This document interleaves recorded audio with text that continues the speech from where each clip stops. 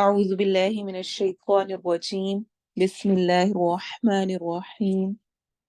رب اشرح لي صدري ويسر لي أمري واحلل عقدة من لساني يفقه قولي. رب زدني علما. اللهم فقهنا في الدين. اللهم اهدني وسددني يا مقلب القلوب ثبت قلبي على دينك. اللهم اجعل عملي كله صالحا واجعله لوجهك خالصا ولا تجعل لأحد فيه شيئا. اے اللہ مجھے دین کی سمجھ عطا فرما. اے اللہ مجھے ہدایت دے اور مجھے استقامت عطا فرما. اے دلوں کو پھیرنے والے میرے دل کو اپنے دین پر پھیر دے، ثابت قدم کر دے. اے اللہ میرے سارے اعمال کو صالح بنا دے، نیک بنا دے اور اسے اپنے چہرے کے لیے خالص کر لے اور اس میں کسی ایک کے لیے بھی کوئی حصہ نہ رکھنا. اور رب اشرح لی صدری، اے اللہ میرے سینے کو کھول دے. ویسر لی امری، اور جو میں سیکھنا چاہتی ہوں، جو سمجھنا چاہتی ہوں، اس معاملے کو میرے لیے آسان کر دے. واحلل عقدۃ من لسانی، میری زبان کی گرہ کو کھول دے. دل کرتا ہے نا اچھا سا پڑھنا آئے، اچھی سی تجوید پڑھ سکیں، ٹرانسلیشن جلدی جلدی یاد ہو، تفسیر کا بھی سارا سمجھ آئے، پھر عمل میں بھی آئے، پھر دوسروں کو بھی بتانا آئے، سمجھانا آئے. تو یہ سوچ کے دعا کرنی ہے. اور کیا آتا ہے؟ وَاحْلُلْ عُقْدَةً مِّن لِّسَانِي يَفْقَهُ قَوْلِي، تاکہ لوگ کیا کریں؟ میری بات کو سمجھ سکیں، ان کو سمجھ آ جائے جو میں سمجھانا چاہ رہی ہوں. بہت دفعہ بہت کچھ اندر ہوتا ہے لیکن نکل نہیں رہا ہوتا، تو جو کچھ ہے وہ سمجھ آ جائے. آمین ثم آمین. السلام علیکم ورحمۃ اللہ وبرکاتہ. اللہ کا لاکھ لاکھ شکر ہے، الحمدللہ ایک اور کلاس کا موقع ملا. ہر دفعہ میں یہ ایک ریمائنڈر کے طور پہ کہتی ہوں تاکہ ہم اس احسان کو فیل کر سکیں جو اللہ کی طرف سے مجھ پر اور آپ پر ہے، کہ ہمیں زندگی میں ایک دفعہ دوبارہ قرآن کے ساتھ وقت گزارنے کا، اس پر غور و فکر کرنے کا موقع ملا. آج آپ کا ٹیسٹ ہے انشاءاللہ، اور ٹیسٹ کا نام ہی اتنا مشکل ہوتا ہے، ایسا ہے بنا ہوا کہ ویسے ہی انسان پریشان ہو جاتا ہے. لیکن بہرحال آپ کا کوئی اس قسم کا ٹیسٹ نہیں ہے جس میں پریشان ہوں آپ. چھوٹا سا آسان سا ہے، اور جیسے میں نے بتایا تھا الف واو یا مدہ ہے اور حروف ہیں. اگر آپ کے ذہن میں تھوڑے سے بھی وہ کلیئر ہیں اور سمجھ آئے میں ہیں تو انشاءاللہ کوئی مشکل نہیں ہوگی. صرف 15 MCQs ہیں، کوئی بہت زیادہ نہیں ہے. آپ کو 5 منٹ بھی نہیں لگیں گے اپنے ٹیسٹ کو سالو کرتے ہوئے. انشاءاللہ آپ کو وہ کلاس کے 1-2 گھنٹے بعد شیئر کر دیا جائے گا. تو اس میں آپ نے صرف جو کریکٹ ون ہے اس کو مارک کرنا ہے. اور مجھے امید ہے کہ آپ کا یہ ٹیسٹ آپ کے علم اور عمل میں بہت زیادہ اضافہ کرے گا، کیونکہ انسان زیادہ سیریس ہو کے پھر سوچتا ہے، سمجھتا ہے، پڑھتا ہے، کوشش کرتا ہے، یاد کرتا ہے. اور ذہن بھی تبھی کھلتا ہے جب یہ ہوتا ہے کہ اب ٹیسٹ دینا ہے. یہ اللہ کی طرف سے ہے. تو الحمدللہ اگر ہم اسی طرح سے تیاری کر لیں تو بھی انشاءاللہ اجر تو بہرحال ہمیں ہماری کوششوں پر ملے گا. اللہ تعالیٰ ذرا برابر بھی ظلم کرنے والے نہیں ہیں. ٹیسٹ کتنے ٹائم کے لیے اوپن رہے گا؟ جیسے آپ کی مرضی، آپ بتا دیں. مجھے تو کوئی مسئلہ نہیں ہے، آرام سے تسلی سے کریں، 2 دن لیں، 3 دن لیں. ہے ویسے 5 منٹ کا، تو جیسے آپ کو آسانی ہو. یہ آپ کو ٹینشن دینے کے لیے نہیں ٹیسٹ آتا، صرف آپ کے علم کی پختگی کے لیے آتا ہے. تو اس لیے انشاءاللہ ویکنڈ پہ کھلا رہے گا، آپ آرام سے کیجیے گا. انشاءاللہ منڈے کو ہم کلوز کر دیں گے تاکہ آپ اس سے بھرپور فائدہ اٹھا سکیں. اللہ تعالیٰ آسانی کریں. انشاءاللہ آج ہم نیکسٹ آیا 259 اور 260 کی تجوید اور ٹرانسلیشن کریں گے. اور پھر اب تک جتنی آیات ہوئی ہیں میری کوشش ہوگی کہ آج ہم انشاءاللہ ان کی تفسیر کمپلیٹ کر لیں. تجوید کا نیکسٹ لیسن، نیکسٹ رول ابھی میں اس لیے نہیں کرا رہی کہ آج ٹیسٹ دے لیں، اس کو پختہ کر لیں، تو انشاءاللہ نیکسٹ کلاس سے ہم نیکسٹ رول پہ جائیں گے. ابھی تجوید دیکھیں آیہ نمبر 259 سے، سورۃ البقرہ آیہ نمبر 259.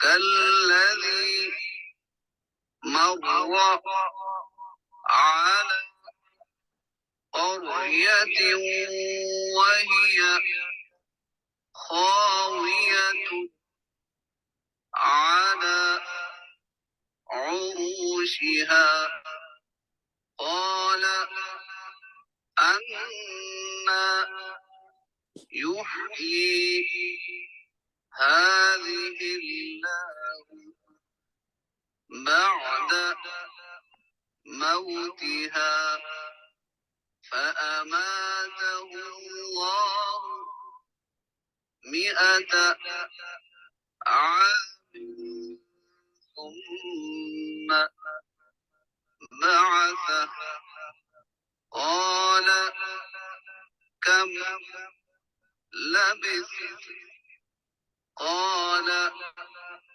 لبثت يوما أو بعض يوم قال بل لبثت 100 عام فانظر إلى طعامك وشرابك لم يتسنه وانظر إلى حمارك ولنجعلك آية للناس وانظر إلى العظام كيف ننشزها ثم نكسوها لحما فلما تبين له قال أعلم أن الله على كل شيء قدير وإذ قال إبراهيم رب أرني كيف تحيي الموتى قال أولم تؤمن قال بلى ولكن ليطمئن قلبي قال فخذ 4 من الطير فصرهن إليك ثم اجعل على كل جبل منهن جزءا ثم ادعهن يأتينك سعيا واعلم أن الله عزيز حكيم.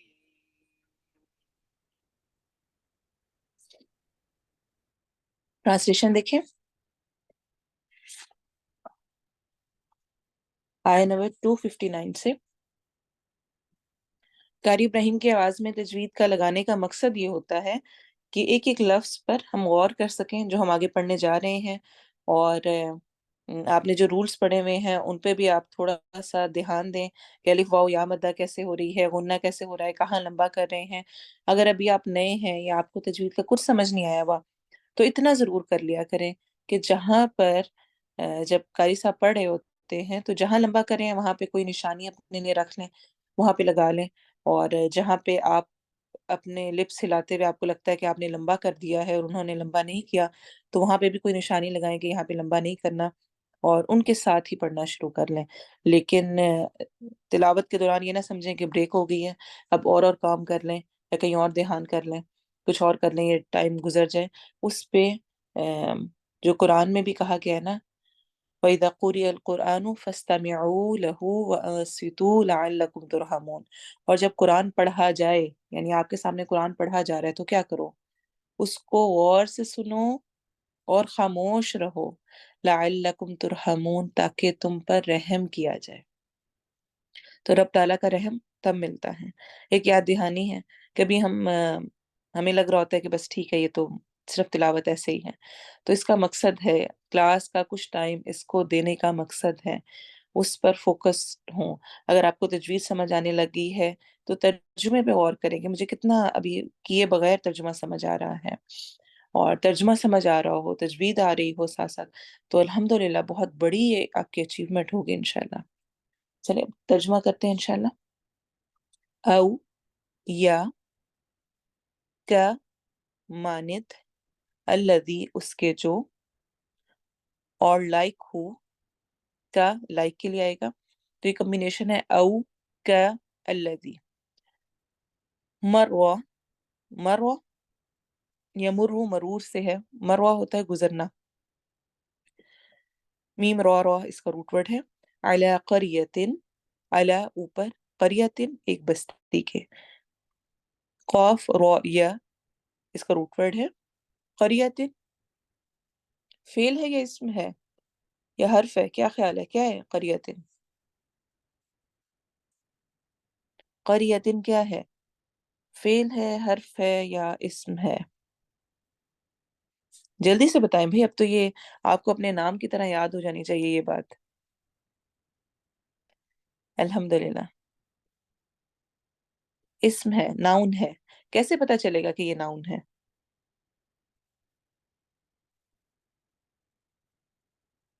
قریتن کیسے پتا چلے گا ناؤن ہے؟ تنوین کی وجہ سے، کسرتین جو آ رہی ہیں، دو زیر آ رہی ہیں، تو اسم کی نشانی ہے یا شروع میں الف لام آئے گا یا اینڈ پہ تنوین آئے گی، دو زبر دو زیر دو پیش میں سے کچھ بھی آ سکتا ہے، تو وہ اسم ہے۔ علی قریتن ایک بستی پر، وہیا اور وہ، ہیا، ہیا وہ کے لیے آتا ہے، اور یہ مذکر کے لیے ہوتا ہے یا مؤنث کے لیے ہوتا ہے؟ ہیا فیمینن ہے یا میسکولر ہے؟ جی ہیا، اور اس کا مذکر کیا ہوتا ہے؟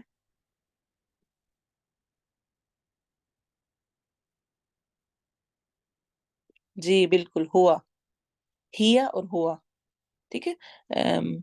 جو جس کو مشکل لگی ہے کوئی بات نہیں، لیکن الحمدللہ ہیا اور ہوا یہ اپنے ذہن میں رکھنا ہے۔ وہیا کون، کس کی بات ہو رہی ہے؟ قریتن کی بات ہو رہی ہے۔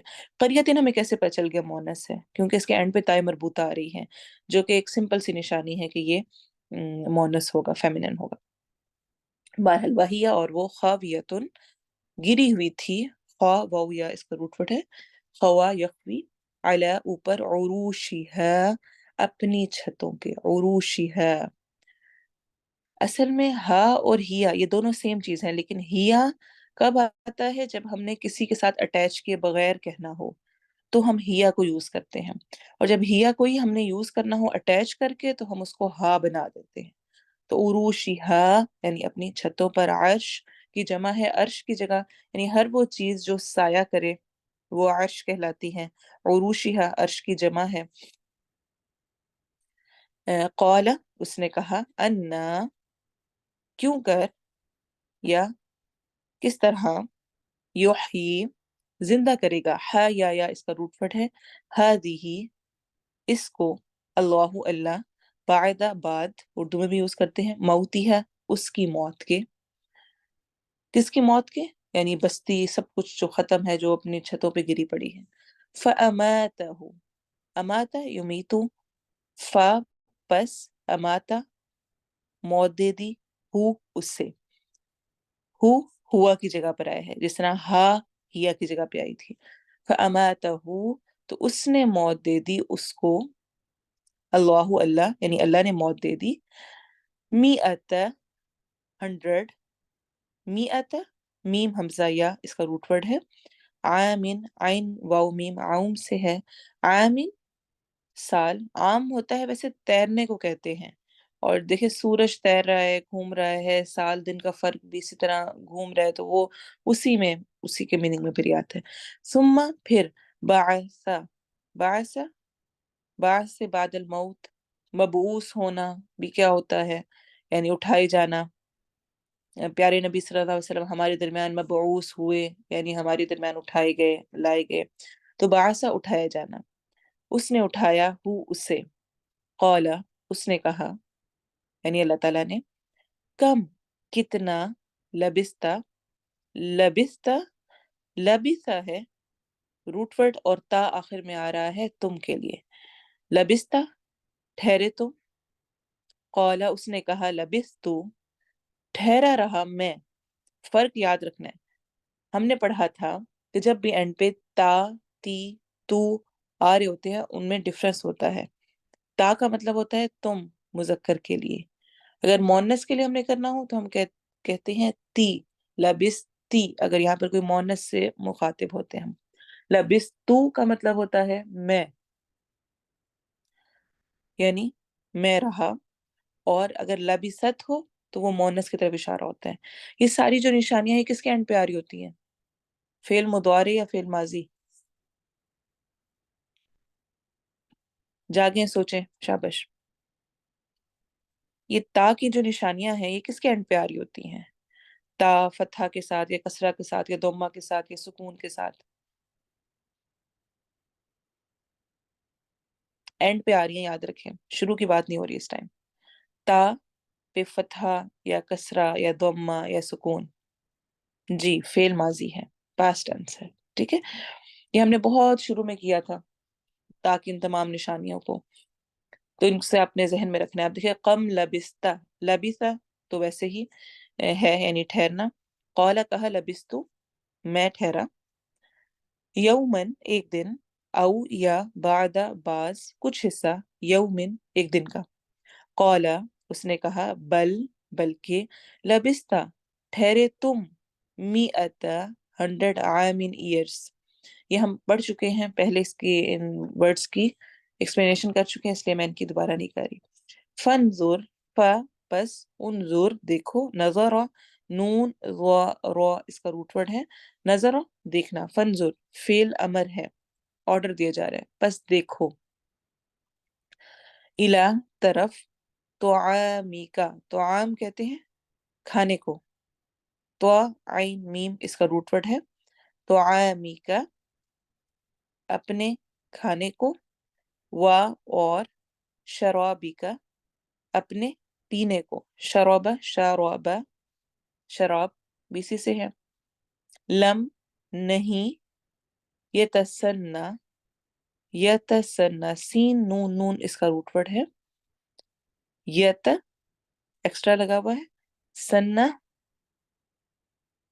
باسی ہوا ہا وہ، لم کی وجہ سے اینڈ پر سکون آ رہا ہے، یہ الگ رول ہے، اس کو پھر ہم پڑھیں گے انشاءاللہ، نہیں باسی ہوا وہ، ونظر اور دیکھو، نظر سے ہے، نون زوارا نظر، نظر سے بھی ہم کیا کرتے ہیں دیکھتے ہیں، الا طرف، ہماری کا، ہماری کا ہمار کہتے ہیں گدھے کو، کا تمہارے اپنے گدھے کو، حامیم را اس کا روٹ ورڈ ہے، ولی نجعلک لی نہ جعل کا کمبینیشن ہے، لی تاکہ، نہ ہم، جعل بنا دے، کا تمہیں، اور اس کا روٹ ورڈ کیا ہوگا، جیم عین لام، جعل، آیتن آیتن سوری ایک نشانی، حمزہ یا حمزہ اس کا روٹ ورڈ ہے، للناسی لوگوں کے لیے، لی کے لیے، الناسی لوگوں، وانظر اور دیکھو، الی طرف، العظامی عین ضوامیم اس کا روٹ ورڈ ہے، الف لام اس کو پراپر کرنے کے لیے آ رہا ہے، اس میں معرفہ ہے، پراپر ناؤن ہے۔ العظامی، عظام ہڈیوں کہتے ہیں، اسی سے عظیم بھی ہے، عظیم اللہ تعالیٰ کا نام ہے جس طرح۔ تو عظیم، اور ویسے بھی جس طرح ہم نے پڑھا تھا عذاب عظیم میں بھی آتا ہے، یعنی بہت بڑا۔ عظیم کیا ہوتا ہے؟ بڑا ہوتا ہے۔ اور عظام ہڈیاں کو بھی عظام کیوں کہتے ہیں؟ کیونکہ ہمارے جسم میں زیادہ حصہ ہڈیوں کا ہی ہے، زیادہ جو اگر اس کو کیلکولیٹ کیا جائے تو زیادہ ہڈیاں ہی بنتی ہیں، تو اسی سے اس کو پھر العظام کہا جاتا ہے۔ کیفا، کس طرح، ننشزوہا، ننشزوہا ہم اکٹھا کریں گے، کھڑا کریں گے، ہا اس کو، یا اکٹھا اٹھا کر جوڑتے ہیں انہیں، نون شین زا اس کا روٹ ورڈ ہے، ثم پھر، نکسوہا ہم پہناتے ہیں انہیں، کاف سین واو کسا یکسو اس کا روٹ ورڈ ہے، لحما گوشت، لام حامیم، فلما پھر جب، تبینہ واضح ہو گیا، لہو اس کے لیے، قالا اس نے کہا، اعلم میں جانتا ہوں، ان اللہ بے شک اللہ، علی اوپر، کلی ہر شیئن چیز کے، قدیر قدرت رکھنے والا ہے۔ قاف دال را اس کا روٹ ورڈ ہے، قدرت رکھنے والا۔ تو ان اللہ علی کل شیء قدیر، ہم اس کو بہت دفعہ پڑھ چکے ہیں، ایک ایک ورڈ کو کافی دفعہ ٹرانسلیٹ کر چکے ہیں۔ اور اذ جب، قال کہا، قاف واو لام قول، قال کا، یقول کا، یقولون کا، کیلا کا روٹ ورڈ ہے سب کا، قول، قاف واو لام۔ ابراہیم، ابراہیم علیہ السلام نے، ربی اے میرے رب، ربی کی جو کسرہ یہ بتا رہی ہے کہ یہاں پر یا محذوف ہے، اصل میں یا رب تھا، تو ربی سے ہی ہم ٹرانسلیشن پھر کرتے ہیں اے رب، اے میرے رب، ارینی دکھا مجھے، ارینی، ارو اور نی، رؤا اس کا روٹ ورڈ ہے، اور نی میں کے لیے آ رہا ہے، یا آخر میں مجھے یا میرے لیے آتا ہے، تو ارینی دکھا مجھے، کیفا کس طرح، تحیی تو زندہ کرے گا، یا حی سے ہے، حیات جس طرح ہوتا ہے، الموتا مردوں کو، الموتا میت کی جمع ہے، میم واؤتا اس کا روٹ ورڈ ہے، قال اس نے کہا، اولم کیا بھلا نہیں، تؤمن تم ایمان رکھتے، تم ایمان والے، قال کہا، بلا کیوں نہیں، ولیکن اور لیکن، لیطمئن تاکہ مطمئن ہو جائے، طا میم نون بھی اس کا روٹ ورڈ ہے، اور طا میم حمزہ نون فور کے ساتھ بھی اس کا روٹ ورڈ بتایا جاتا ہے، طمئن، لیطمئن تاکہ، لی تاکہ، یا پھر مضارع کی نشانی ہے، طمئن مطمئن سے، اردو میں بھی ہم استعمال کرتے ہیں مطمئن ہونا۔ اطمینان کے معنی ہوتے ہیں کسی چیز کا اپنی جگہ پر بالکل ٹھیک ٹھیک اس طرح ٹک جانا کہ اس کے ادھر یا ادھر جھکنے یا لڑکنے کا کوئی اندیشہ باقی نہ رہے، یعنی بالکل اسٹریٹ وہ اپنی جگہ پہ ٹک جائے تو اس کو اطمینان کہتے ہیں۔ اچھا، دل بھی کب مطمئن ہوتا ہے؟ جب دل مطمئن ہوتا ہے تو کیسا ہوتا ہے؟ تب یہ نہیں ہوتا کہ ہائی ایسے یا ایسے کرے، یہ کروں یا ایسے یہ والا کام کروں، اگر میں ایسے بول دیتی، ایسے نہ بولتی، تو وہ مطمئن ہوتا ہے، نہیں، جب ایک جگہ آپ ہوتے ہیں کہ ہاں بس میں یہ کر رہی ہوں اور یہ کرنا ہے۔ یہیں سے یہ لفظ نفس یا دل کی حالت کی تعبیر کے لیے استعمال ہونے لگا، کہاں سے؟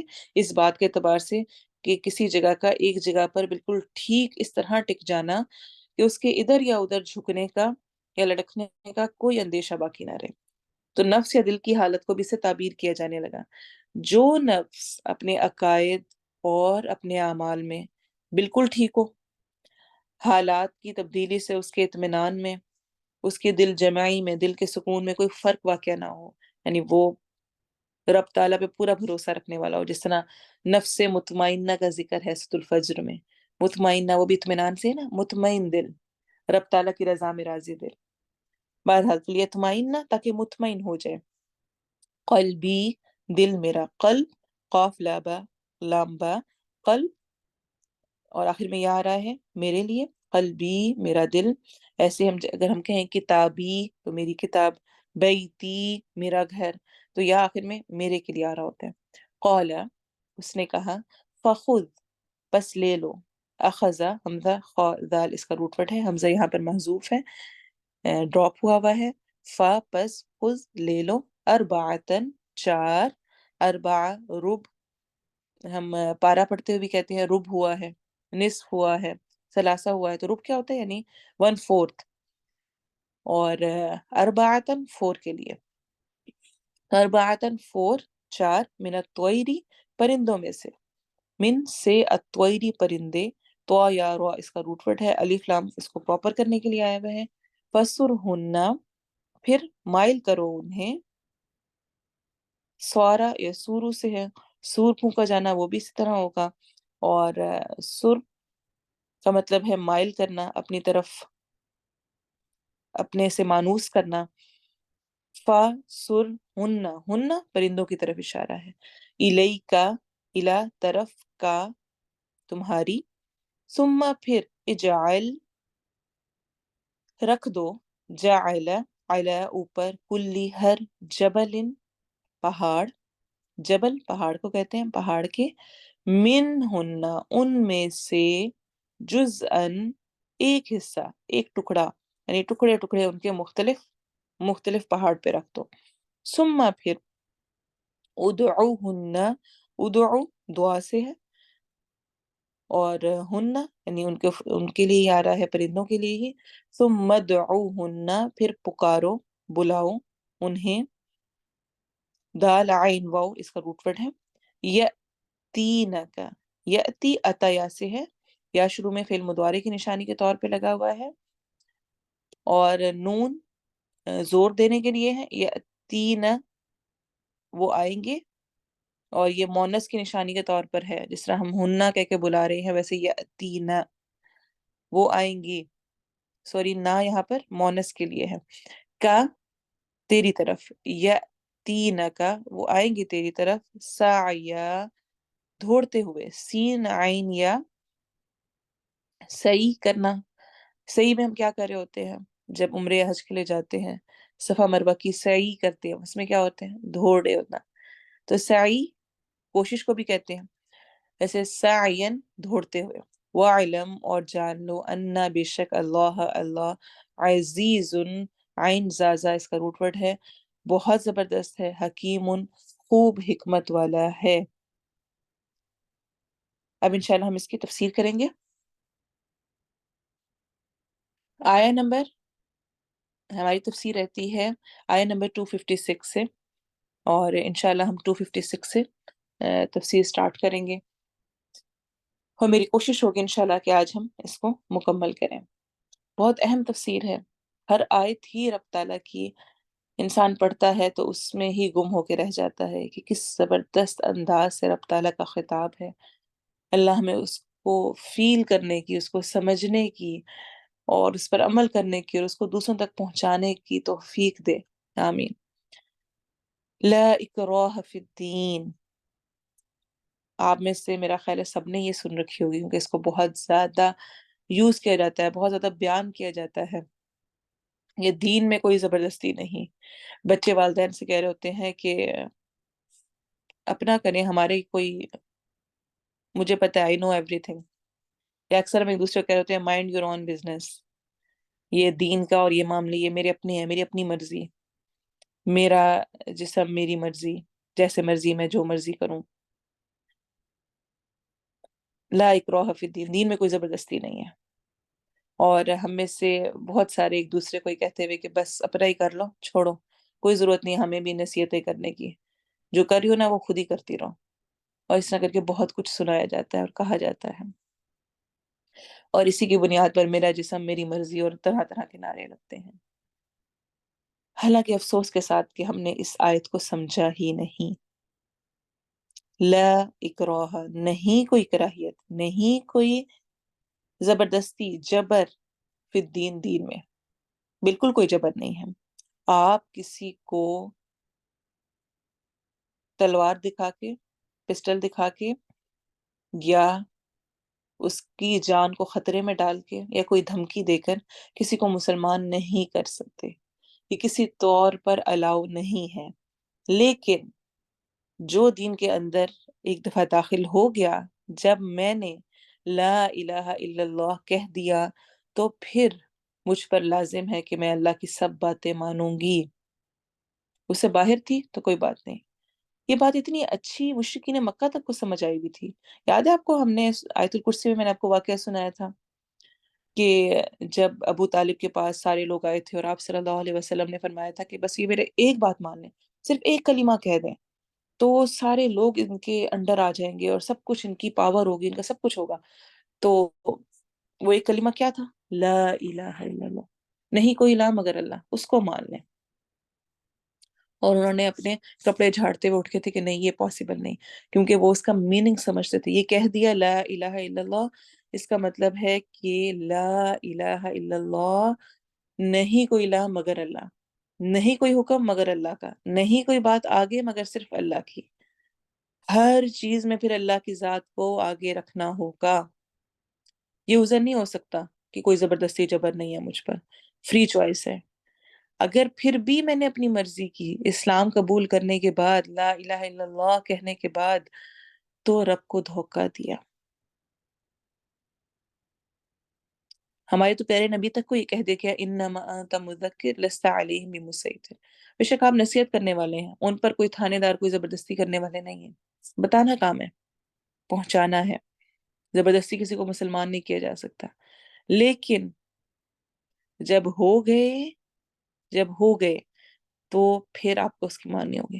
اچھا، اس کی سمپل سی اگزامپل لینا، کوئی اسکول ہوتا ہے، اس میں ایڈمیشن کے لیے آپ جاتے ہیں، کوئی آفس ہے، کوئی کالج یونیورسٹی ہے، کوئی بھی ادارہ ہے، کسی بھی بلڈنگ میں انٹری کے لیے کچھ رولز اینڈ ریگولیشن ہوتے ہیں، ان کو فالو کرنا ضروری ہوتا ہے۔ اگر آپ ان کو فالو نہیں کریں گے تو کیا وہ لوگ یہ رائٹ رکھتے ہیں کہ وہ آپ کو نکال دیں؟ مثلا آپ کسی کالج یونیورسٹی میں ہیں، اسکول میں ہیں، اس کا یونیفارم ہے، رب تعالیٰ نے مسلمان عورت کو ایک یونیفارم دیا ہے۔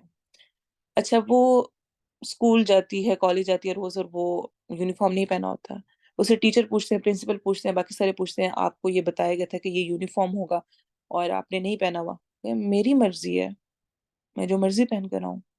کیسا ہو سکتا ہے؟ کیسا وہ کر سکتی ہے؟ ہم اپنے بچے کو کہیں پہ ایڈمیشن کرواتے ہیں، سب سے پہلے یہ چیک کرتے ہیں، اچھا کیا یونیفارم ہوگا، کیا رولز ریگولیشن ہے، کتنے بجے آنا ہے، کتنے بجے جانا ہے، ہمیں نمازوں کے اوقات دیے گئے، اتنے بجے یہ نماز پڑھنی ہے۔ تو چونکہ میں اس انسٹیٹیوٹ میں انٹر ہو چکی ہوں تو مجھے اس ٹائم وہ کام کرنے ہوں گے، ورنہ وہاں کی انتظامیہ مجھے وہاں سے نکال دے گی اگر میں حدود کو کراس کروں گی۔ میں یہاں پہ رہتے ہوئے اسی طرح رہنا ہے، نہیں رہنا تو چلو جاؤ یہاں سے، نکل جاؤ، ٹھیک ہے بھئی، اسلام ہے، مسلمان ہو گئی ہوں، تو دس مین کہ مجھے اب وہ فالو کرنا ہے، کیونکہ میں اس کی ڈگری لینا چاہتی ہوں نا بھئی، مجھے اتنی اہم وہ ڈگری چاہیے کیونکہ اس کی سب سے زیادہ ڈیمانڈ ہے دنیا میں، اس یونیورسٹی کی، اس چیز کی سب سے زیادہ ڈیمانڈ ہے، اس سے مجھے فائدہ بہت پہنچنا ہے نا، تو اس کے لیے مجھے سختیاں برداشت کرنی پڑیں گی۔ ٹیچر کہیں گے اب ایکسٹرا کلاسز بھی لینی ہے تو ایکسٹرا کلاسز بھی لینی پڑیں گی، نوافل پڑھنے، تہجد پڑھنی ہے، حالانکہ کوئی دین میں زبردستی نہیں رکھی گئی، ایکسٹرا چیزیں بہت ساری ہوں گی، ناگواری والی ہوں گی، اس میں مجھے اپنی نیند بھی چھوڑنی پڑے گی، ایگزامز ہوں گے، اس میں اور بھی بہت کچھ ہوگا۔ یہ میں صرف آپ کو ایک ایگزامپل دے رہی ہوں، اب ہمیں کلیئر کرنے کے لیے کہ ایک مسلمان، جب میں نے رب تعالیٰ سے یہ کمٹمنٹ کر لی کہ لا الہ الا اللہ، یا اللہ بس اب صرف میرے جسم پر، میری سوچوں پر، میرے ہر کام پر صرف تیری مرضی چلے گی، پھر میں اپنی مرضی چلاؤں، تو رب کو دھوکہ دیا یا نہیں دیا؟ رب کے ساتھ بے وفائی کی یا نہیں کی؟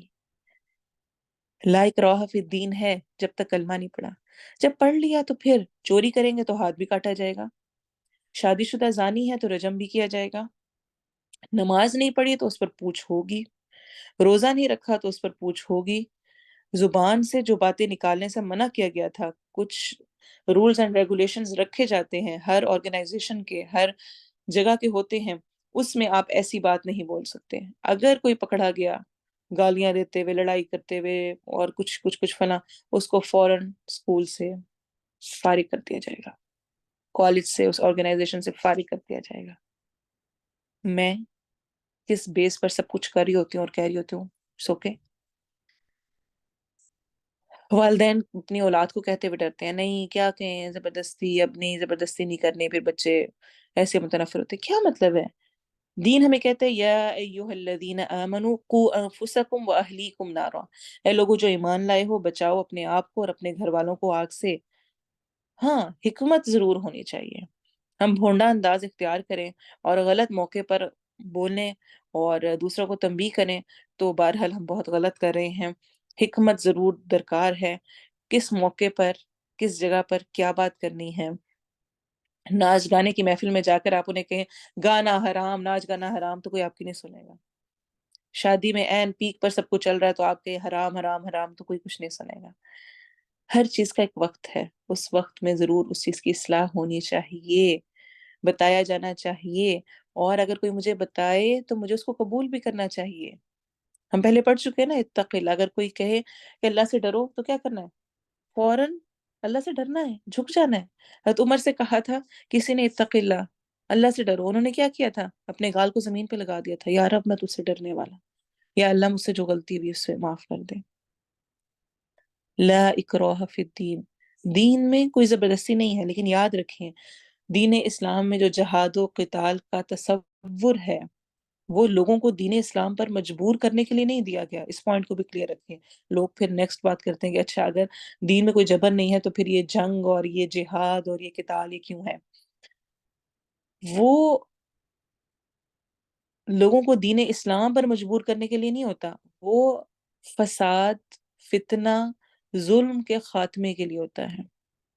ورنہ آپ دیکھیں جزیہ لے کر کفار کو اپنی ذمہ داری میں رکھنے اور ان کی جان و آبرو کی حفاظت کرنے کے اسلامی احکام نہ ہوتے۔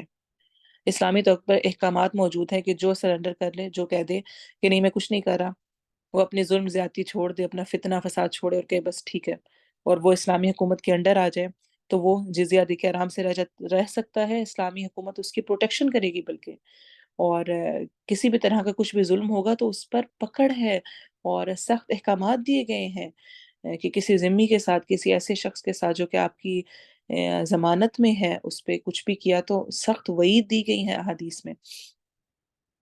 تو دفع فساد کے لیے زبردستی لوگوں کو دین اسلام میں داخل کرنے کے لیے جہاد و قتال کا کانسیپٹ نہیں ہے، اپنی حفاظت کے لیے اور دین اسلام کو پھیلانے کے لیے، اس اعتبار سے کہ فتنہ و فساد اور ظلم ختم ہو، کیونکہ ہم جانتے ہیں کہ دین اسلام میں ہی اصل بھلائی اور خیر رکھی گئی ہے۔ قد تبین الرشد من الغی، تحقیق بیان کر دیا گیا، واضح کر دیا گیا ہدایت کو گمراہی سے۔ کیسے واضح ہوا؟ اللہ کی کتاب میں، نبی صلی اللہ علیہ وسلم کی سنت میں، ان کی سیرت میں، ان کے طریقے میں۔ قرآن خود کہتا ہے وَنَزَّلْنَا عَلَيْكَ الْكِتَابَ تِبْيَانًا لِكُلِّ شَيْءٍ، اور نازل کی ہم نے آپ کی طرف کتاب جو بیان کرتی ہے ہر چیز کو۔ اور سنت کیا ہے؟ سنت کیا کرتی ہے؟ وَأَنزَلْنَا إِلَيْكَ الذِّكْرَ، اللہ تعالیٰ نبی صلی اللہ علیہ وسلم سے فرما رہے ہیں، اور نازل کیا ہم نے آپ کی طرف ذکر لِتُبَيِّنَ لِلنَّاسِ، تاکہ تم بیان کرو لوگوں کو ما نزل الیہم، جو ان کی طرف نازل کیا گیا۔ اور آپ دیکھیں ابھی ہم آیت الکرسی پڑھ کے ہٹے ہیں جس میں اللہ تعالیٰ کا اتنا کلیئر واضح تعارف بیان کیا گیا ہے کہ عبادت کے لائق کون ہے، ہمیں صاف پتہ چل رہا ہے، ہدایت واضح ہے گمراہی سے۔ فَمَن يَكْفُرْ بِالطَّاغُوتِ، پھر جس نے انکار کیا طاغوت کا، وَيُؤْمِن بِاللَّہ، اور وہ ایمان لے آیا اللہ پر، فَقَدِ اسْتَمْسَكَ بِالْعُرْوَةِ الْوُثْقَىٰ، بس تحقیق اس نے ایک مضبوط کڑے کو تھام لیا، لَا انفصام لَهَا، نہیں ٹوٹنا اس کے لیے۔ طاغوت، جس نے انکار کیا طاغوت کا، بہت اہم بات ہے، طاغوت کا انکار پہلے نمبر پہ ہے۔ جب بھی آپ صفائی کرنے لگتے ہیں تو کیا کرتے ہیں؟ پچھلا والا گند اٹھاتے ہیں یا پھر بس ڈائریکٹ اور نئی نئی چیزیں لا کے رکھ دیتے ہیں؟ نہیں، پہلے پچھلے کو کلیئر کرتے ہیں۔ تو طاغوت اور جو غلط، جو کچھ رب تعالیٰ کی یاد سے دور کرتے ہیں ان کو نکالنا ہے اور رب پر ایمان لانا ہے۔ یہ بہت اہم پوائنٹ ہے، اسی لیے ہمیں کلمہ بھی کیسی کہا گیا، لا الہ، نہیں کوئی الہ، سب پیچھے، الا اللہ، مگر صرف اللہ۔ تو اللہ تعالیٰ کے سوا تمام معبود طاغوت ہے، کیونکہ انہیں بندگی کے لیے کہا گیا تھا، انہیں کہا گیا تھا کہ اللہ کے سامنے جھکیں، لیکن وہ معبود بننے کی کوشش کی انہوں نے، یا ان کو لوگوں نے معبود بنا لیا۔ تو کوئی ہے جو ہی ہے، کوئی ہے جو قیوم ہے، جس کے پاس آسمان و زمین کی بادشاہت ہو؟ کسی کے پاس نہیں ہے، پھر کوئی کیسے رب تعالیٰ کے مقابلے میں آ سکتا ہے؟ جس کو اللہ تعالیٰ کی معرفت مل جائے، اللہ تعالیٰ پر یقین ہو جائے، وہ ایمان لے آئے، اللہ کو اپنا سب کچھ سمجھنے لگے، تو پھر وہ زندگی میں کبھی بھی مایوس نہیں ہوتا، وہ ڈپریشن کا شکار نہیں ہوتا۔ توحید کا، رب تعالیٰ کو ماننے کا، ایک ماننے کا سب سے بڑا فائدہ یہ ہے کہ انسان کو مضبوط سہارا مل جاتا ہے۔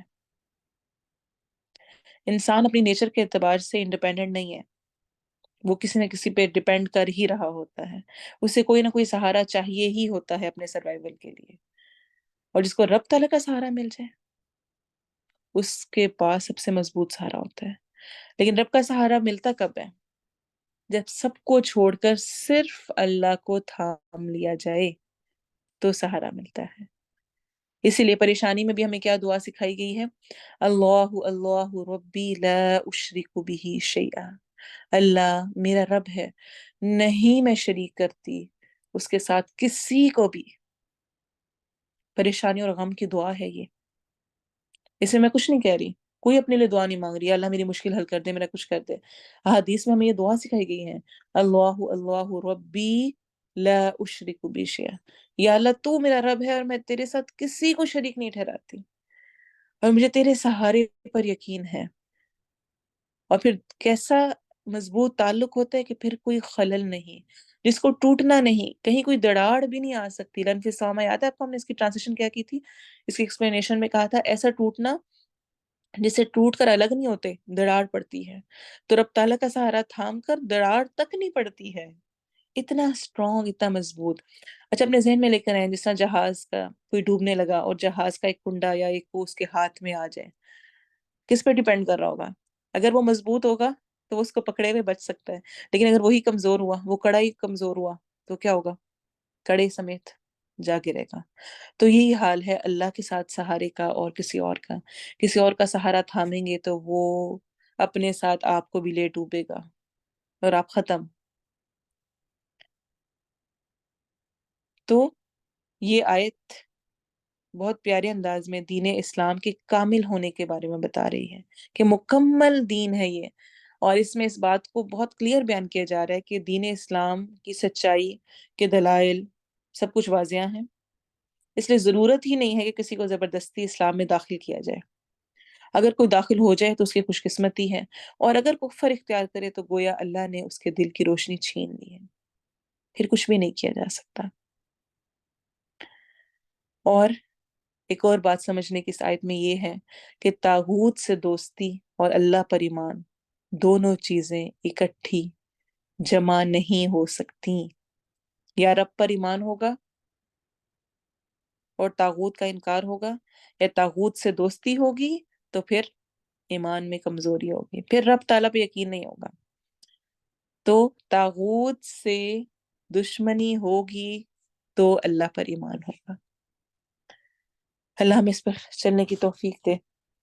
اور اس کے بارے میں ایک بہت پیاری حدیث آتی ہے، عبداللہ بن سلام بیان کرتے ہیں، میں نے خواب میں دیکھا کہ میں ایک باغ میں ہوں، باغ کے درمیان میں ایک ستون ہے، اور اس ستون کے اوپر والے حصے پر ایک حلقہ ہے۔ کسی نے مجھ سے کہا اس پر چڑھو، میں نے کہا میں نہیں چڑھ سکتا۔ اتنے میں ایک خادم آیا، اس نے میرے کپڑے اٹھائے تو میں اس ستون پر چڑھ گیا اور اس حلقے کو مضبوطی سے پکڑ لیا۔ جب میں جاگا تو اس وقت تک میں اس حلقے کو مضبوطی سے پکڑے ہوئے تھا، یعنی جو بھی وہ تھا اس کو مضبوطی سے، کڑا سا تھا، جو بھی چیز اس کو مضبوطی سے پکڑا ہوا تھا۔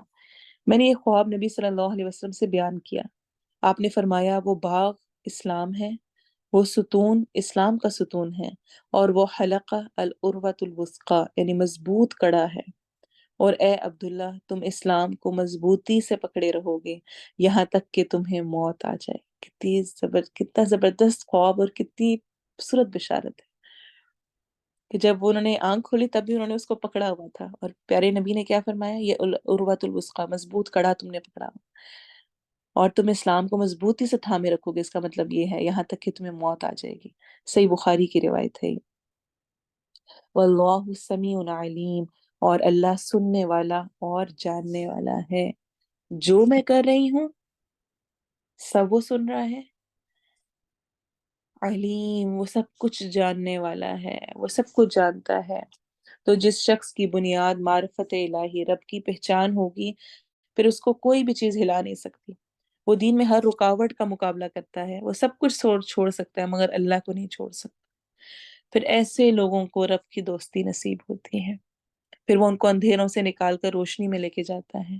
اللہ ولی الذین آمنوا، اللہ ولی ہے، دوست ہے، الذین آمنوا، ان لوگوں کا جو ایمان لائے، یخرجہم، وہ نکالتا ہے انہیں، من الظلمات الی النور، اندھیروں سے روشنی کی طرف۔ جو اللہ کو پا لیتا ہے وہ روشنی کا سفر اختیار کر لیتا ہے، اور جس کو روشنی مل جاتی ہے اس کے سارے شکوک و شبہات دور ہو جاتے ہیں، ساری مشکلیں آسان ہو جاتی ہیں، وہ انتہائی کٹھن حالات میں بھی پرسکون رہتا ہے۔ اور یہ روشنی کہاں سے ملتی ہے؟ اللہ تعالیٰ کی کتاب سے، جو میرے اور آپ کے ہاتھ میں ہے۔ جو روشنی اور جو ڈیولپمنٹ میری یہ قرآن کر سکتا ہے وہ کوئی اور چیز کر ہی نہیں سکتی۔ جو اسٹرانگ یہ قرآن مجھے بنا سکتا ہے اس کے علاوہ کوئی اور چیز نہیں بنا سکتی۔ اللہ تعالیٰ فرماتے ہیں أَوَمَنْ كَانَ مَيْتًا فَأَحْيَيْنَاهُ وَجَعَلْنَا لَهُ نُورًا يَمْشِي، کیا بھلا وہ جو کہ مردہ تھا پھر ہم نے اس کو زندگی دی، زندہ کیا، اور وہ چلتا ہے، اور ہم نے اس کے لیے نور دیا جس سے وہ چلتا ہے لوگوں کے درمیان۔ رب تعالیٰ کا کرم، جو اللہ کا دوست بن جاتے ہیں، اللہ اس کو مردہ دل کو بھی زندہ کر دیتا ہے ہم جیسے لوگوں کے، اور پھر وہ نور لیے پھرتا ہے لوگوں کے درمیان۔ اور دوسری طرف والذین کفروا اولیاؤہم الطاغوت، اور جن لوگوں نے کفر کیا ان کے دوست طاغوت ہے، ایک نہیں بہت سارے۔ یعنی جو اللہ سے منہ موڑ کر انسان ایک ہی طاغوت کے چنگل میں نہیں پھنس جاتا، بلکہ بہت سے طواغیت اس پر مسلط ہو جاتے ہیں۔ ایک طاغوت تو شیطان ہے جو اس کے سامنے نت نئی جھوٹی ترغیبات، نت نئی سے باتیں کر کے اس کو ام، باغ دکھاتا ہے۔ دوسرا طاغوت آدمی کا اپنا نفس ہوتا ہے، جو اسے جذبات، خواہشات کا غلام بنا کر اس سے الٹے سیدھے کام کروا رہا ہوتا ہے۔ اور اس طرح بے شمار طاغوت دنیا میں پھیلے ہوئے ہیں، اپنے ہی ہمارے اسپاؤسز، ہمارے بچے، ہمارے قریبی، ہماری برادری، ہمارا خاندان، ہمارے دوست، سوسائٹی، سب طاغوت ہی طاغوت ہوتے ہیں، جن میں سے ہر ایک اپنی اپنی مرضی کی بندگی کرواتا ہے، اور انسان بے شمار آقاؤں کے بیچ میں پھنس کے رہ جاتا ہے، اور یہ بھول جاتے ہیں کس آقا کو خوش کرے کس کو ناراض کرے۔ اس سے بہتر نہیں ایک رب کو خوش کر لیں، اس کا وعدہ ہے کہ وہ باقی سب کو راضی کر دے گا۔ اگر میری پرائورٹی یہ بن جائے کہ ہر کام میں میری رب کی رضا پہلے نمبر پر، باقی سارے بعد میں، تو باقیوں کو راضی کرنا تو رب کے ہاتھ میں ہے۔ دل تو رب تعالیٰ کے ہاتھ میں ہے، وہ جدھر جب جیسے چاہے موڑ دے۔ میرے اور آپ کے ہاتھ میں نہیں دل رکھا گیا۔ ہم جو کھپ جاتے ہیں، تھک جاتے ہیں دوسروں کے لیے، محنتیں کر کر کے، کوششیں کر کر کے، اور پھر اینڈ پر کیا ہوتا ہے؟ ریوارڈ نہیں ملتا، تو اتنے ہی زیادہ پھر دل چھوڑ بیٹھتے ہیں، کیونکہ ہم ان کو راضی کرنے کی کوشش کریں نا، وہ تو دنیا کبھی راضی نہیں ہو سکتی، کسی طور پہ راضی نہیں کر سکتے۔ اور اس کا کتنی اچھی وہ سٹوری آپ کو یاد ہے، ٹنکی والی سٹوری، ایک بچپن میں ہمارے یہاں ہوا کرتی تھی کہ ایک باپ اور ایک بیٹا اور ایک گدھا تھا۔ تو وہ بیٹا بیٹھا ہوا جا رہا تھا، باپ نے بیٹے کو بٹھایا، بلکہ پہلے تو یہ تھا کہ دونوں پیدل جا رہے تھے اور ساتھ گدھے کو لے کے جا رہے، تو لوگوں نے کہا کہ کتنے پاگل ہیں، یعنی سواری پاس ہے اور پھر بھی ایسے ہی چل رہے ہیں۔ تو پھر اس کے بعد باپ نے کہا بیٹے کو کہ تم بیٹھ جاؤ، تو لوگوں نے کہا دیکھو ذرا کیسا بیٹا، اتنی بھی نہیں، باپ پیدل چل رہا ہے اور خود بیٹھا ہوا ہے۔ تو اس نے بیٹے کو اتارا، خود بیٹھ گیا۔ تھوڑے دور گئے تو وہ لوگوں نے کہا کہ دیکھو ذرا باپ کو، بےچارے بچے کو چلایا ہوا ہے اور خود اوپر بیٹھا ہوا ہے سواری پہ۔ تو آخر کار اس نے کہا آجو تم بھی بیٹھ جاؤ ساتھ۔ دونوں بیٹھ گئے گدھے کے اوپر، تو تھوڑا آگے گئے تو لوگوں نے کہا کہ دیکھو کتنا ظلم کر رہے ہیں گدھے کے اوپر، کہ دونوں اس کے اوپر بیٹھے ہوئے ہیں۔ یہ حال ہے دنیا کا، کسی حال میں خوش نہیں ہوگی۔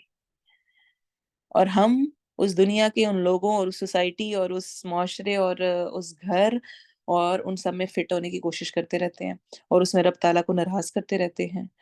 بھئی راضی تو ان سب کو رب تعالیٰ نے کرنا تھا، جس کو میں ناراض کر کے بیٹھی ہوئی ہوں۔ اگر اس کا سہارے کو چھوڑ کے میں اور سہارے ڈھونڈوں گی تو میں کبھی کامیاب نہیں ہو سکتی، نہ ان لوگوں کو راضی کر سکوں گی بلکہ الٹا اور یخرجونہم من النور الی الظلمات، وہ تمہیں نور سے نکال کے، روشنی سے نکال کے اندھیروں میں لے جائے گا، روشنی میں ہوگے۔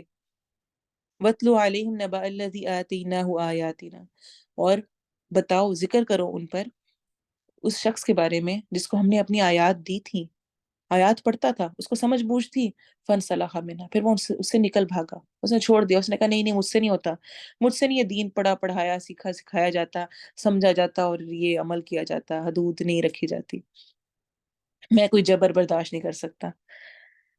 تو کیا ہوا؟ فَأَتْبَعَهُ الشَّيْطَانُ، تو فوراً شیطان تو تیار بیٹھا ہے کہ کوئی وہاں سے نکلے اور تھوڑا سا شکوک شکوک و شبہات میں جائے تو وہ پکڑے، شیطان اس پر مسلط ہو جاتا۔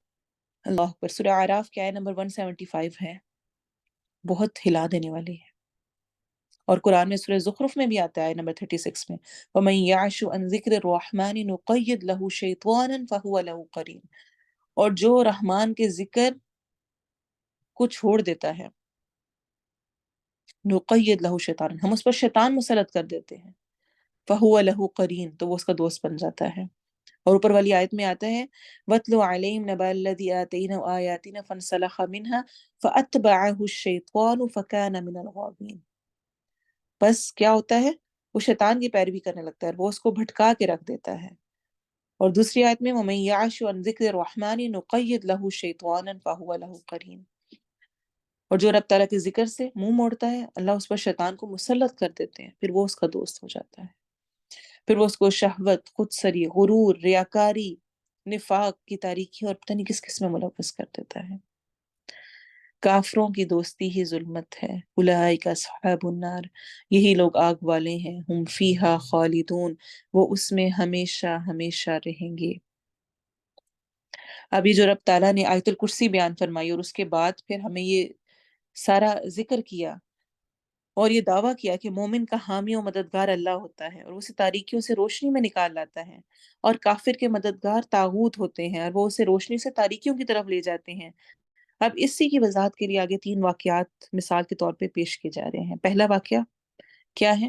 الم تر الی الذی حاج ابراہیم، کیا تم نے دیکھا اس کی طرف جو کہ جھگڑا کر رہا تھا ابراہیم علیہ السلام سے؟ یہ کون تھا؟ اس کے بارے میں کچھ کہتے ہیں کہ یہ نمرود بن کنعان تھا، لیکن صحیح احادیث سے ہمیں کچھ بھی معلوم نہیں ہوتا ہے، نام ذکر نہیں ہے، کیونکہ یہاں اس کے نام کے ذکر سے اصل بات میں کسی چیز کا اضافہ نہیں ہونا تھا، یعنی جو بات ہے وہ جو سمجھانا مقصود ہے وہ نام کے بغیر بھی ذکر ہو سکتی ہے نا۔ تو اس لیے قرآن ہمیں یہ چیز بھی سکھاتا ہے کہ جس چیز سے مطلب نہیں ہے اس کو چھوڑ دیا جائے، یعنی ہر چیز کو بیان کرنا ضروری نہیں ہے۔ آپ کوئی سبق آموز بات بتانا چاہ رہے ہیں تو ضروری نہیں ہے کہ آپ اس بندے کا ذکر لے کے ہی بیان کریں تو ہی بات بیان ہوگی، بیان کیا جا سکتا ہے۔ تو کیا دیکھا تم نے اس کی طرف جو کہ جھگڑا کر رہا تھا ابراہیم علیہ السلام سے اس کے رب کے بارے میں؟ کیوں جھگڑا کر رہا تھا؟ ان آتاہ اللہ الملک، کہ اس کو دی تھی اللہ نے بادشاہت۔ جھگڑا کیوں تھا؟ کہ اس کو بادشاہت تھی تو وہ خود کو بڑا سمجھ رہا تھا، حالانکہ اس بات کا تقاضا تو یہ تھا کہ وہ اس کی وجہ سے پکا مومن ہوتا، شکر گزار ہوتا، اللہ کے احسانات کا اعتراف کرتا، لیکن اس نے اقتدار اور بادشاہت کی وجہ سے کفر کا راستہ اختیار کیا، سرکشی کا راستہ اختیار کیا۔ اور حقیقت میں انسان جب یہ حقیقت سمجھ جاتا ہے کہ سب کچھ جو اس کے پاس ہے وہ رب تعالیٰ کا دیا ہوا ہی ہے، تو پھر وہ جھک جاتا ہے، عاجزی اختیار کرتا ہے، صراط مستقیم پہ چلتا ہے، شکر کرتا ہے، اور اس کے مخالف جو خود اپنی پاور کو، اپنی صلاحیتوں کو، اپنے پاس ملی ہوئی نعمتوں کو، اپنی آسائشوں کو، اپنی محنت، اپنی قسمت اپنے سے منسلک کرتا ہے، سرکشی کرتا ہے، تو پھر وہ ظالم لوگوں میں شامل ہو جاتا ہے۔ یہاں پر ایک بہت اہم سوال اٹھتا ہے، میرا رویہ کیسا ہے؟ میں یہ پڑھتے ہوئے اپنے آپ کو سوچ رہی تھی، میرا کیسا رویہ ہے؟ جو مجھے نعمتیں ملی ہوئی ہیں، جو مجھے رزق ملا ہوا ہے، جو مجھے صلاحیتیں ملی ہوئی ہیں، جو مجھے گھر بار، بچے، شوہر اور جو نعمتیں ملی ہوئی ہیں، کیا ان کو پا کر، ان میں کھو کر میں رب تعالیٰ کی نافرمانی میں تو نہیں لگی ہوئی؟ کہیں میں ناشکری تو نہیں کرتی؟ میرا رویہ کیسا ہے؟ اس کو بادشاہت ملی تھی اور وہ اس کے اکڑ میں تھا. دو ہی رویے ہو سکتے ہیں، ملے اس کو یا تو رب کے ساتھ جوڑ دیں کہ سب دیا ہوا رب تعالیٰ کا، یا پھر سب میرا کمال، سب میری وجہ سے. چونکہ میں اتنے اچھا گھر کو مینج کرتی ہوں اس وجہ سے، چونکہ میں اتنا اچھا بچوں کو کراتی ہوں تو بچے اس لیے، چونکہ میرا شوہر اتنا اچھا، وہ اتنی محنت کرتا ہے اس لیے اس کو یہ سب کچھ مل رہا ہے. سب ہر چیز کا کریڈٹ خود کو دینا، کیا رویہ ہے میرا؟ اس پر ضرور سوچیے گا. اپنا محاسبہ کرنا بہت ضروری ہے. کیا میں ان نعمتوں میں رہتے ہوئے پھر کچھ نہیں کر رہی، سب کو اللہ کا مان رہی ہوں، لیکن مانتے ہوئے بھی ان چیزوں کے استعمال اور ان میں اتنا کھو گئی ہوں کہ رب تعالیٰ کے جو مجھ پر احسانات ہیں اور جو حق بنتے ہیں، جو عبادات ہیں، وہ میں کر بھی رہی ہوں کہ نہیں کر رہی. اذ قال ابراہیم، جب کہا ابراہیم علیہ السلام نے، ربی الذی یحیی ویمیت، میرا رب تو وہ ہے جو زندہ کرتا ہے اور جو مارتا ہے. یعنی جو کوئی بہت دور کی بات نہیں ہے، کوئی مشکل بات نہیں ہے، روز کا دن رات کی یہ چیز دیکھی جانے والی ہے. تو اس میں اس کو سمجھا نہیں، اور کہنے لگا قال انا احیی و امیت، میں بھی زندہ کرتا مارتا ہوں. جس کو میں حکم دیتا ہوں اس کو پھانسی کی سزا ہو جاتی ہے، جس کو نہیں دیتا وہ بچ جاتا ہے. کوئی اندر قید بھی ہے تو اس کو میں نکال کے چھوڑ سکتا ہوں. حالانکہ اس سے مراد یہ نہیں ہے. انسان کی تخلیق، اس کا 9 مہینے ماں کے پیٹ میں رہنا، اس کے جسم کا بننا، کس طرح سے اس کے پھر پیدائش کا ہونا، ہر چیز، اور پھر اس کے بعد جہاں پر جیسے موت لکھی ہوئی، ایک بہت بڑی نشانی ہے ہمارے لیے، جس میں ہم میں سے ہر ایک بے بس ہے. ہم قطرہ برابر کچھ نہیں کر سکتے ہیں، نہ کسی بچے کو دنیا میں لانے کے لیے، نہ کوئی جاتے ہوئے کو روکنے کے لیے. لیکن اس نے اس کو سمجھا نہیں اور کہا قال انا احیی و امیت، میں بھی یہ سب کچھ کر سکتا ہوں. ابراہیم علیہ السلام نے اس سے بحث نہیں کی، بلکہ اور بات شروع کر دی. کیونکہ انبیاء مناظر نہیں ہوا کرتے، مناظرے نہیں کرتے، بلکہ دائی ہوتے ہیں، دعوت دینے والے ہوتے ہیں. ابراہیم علیہ السلام کے لیے نمرود کوئی حریف نہیں تھا، بلکہ مدعو تھا، یعنی دعوت دے رہے تھے وہ. اور وہ جانتے تھے کہ یہ اس بات کو نہیں مانے گا، اس پہ بحث کا فائدہ نہیں. تو انہوں نے فوراً رخ بدلا اور فرمایا قال ابراہیم فإن الله يأتي بالشمس من المشرق فأتي بها من المغرب فبهت الذي كفر. تو ابراہیم علیہ السلام نے کہا بس اللہ تعالیٰ لے آتا ہے سورج کو مشرق سے، بس تم لے آؤ اس کو مغرب سے. ٹھیک ہے، اگر تم سمجھتے ہو تم واقعی اتنے بڑے بادشاہ ہو اور تم سب کچھ کر سکتے ہو تو ٹھیک ہے، یہ کر کے دکھا دو. فَبُهِتَ الَّذِي كَفَرَ، تو وہ حیران رہ گیا جس نے کفر کیا تھا. ایمان پھر بھی نہیں لایا، اس پہ ڈٹا رہا، کیونکہ اس سے اس کی اپنی حکومت، اپنی بادشاہت جاتی تھی. بہت دفعہ گناہوں پر ہم اس لیے ہمارے لیے ہٹنا مشکل ہوتا ہے کہ اس سے ہمارے کوئی فائدے جڑے ہوئے ہوتے ہیں، مفادات ہوتے ہیں، اور وہ جانے کا خطرہ ہوتا ہے، وہ دوستیاں جانے کا خطرہ ہوتا ہے، وہ مزے جانے کا خطرہ ہوتا ہے. تو وہیں پہ ڈٹ جاتے ہیں. واللہ لا یہدی القوم الظالمین، اور اللہ تعالیٰ نے بھی اپنی طرف سے پورا بری و ذمہ ہو گئے کہ اللہ ایسے لوگوں کو پھر ہدایت نہیں دیتا. اور دیکھیں یہ واقعہ اور بعد میں آنے والے جو 2 واقعات ہیں، اس بات کی مثال اور دلیل ہے کہ اللہ تعالیٰ کس طرح اپنے دوستوں کو اندھیرے سے روشنی کی طرف لاتا ہے، اور طاغوت کس طرح اپنے دوستوں کو کس طرح روشنی سے اندھیری کی طرف لے جاتے ہیں. اور آپ دیکھیں کہ اس میں القیوم کا اظہار بھی ہے. سورج مشرق سے نکلتا ہے، اگر نہ نکلے ہر چیز کو تھامے ہوئے ہے. رب تعالیٰ کی ذات ہے جو روز سورج کو اس طرح مشرق سے نکالتی ہے. کل ویسے یہ پڑھتے ہوئے میں نے نیٹ پہ سرچ کے ساتھ کہ اگر سورج نہ نکلے تو کیا ہوگا.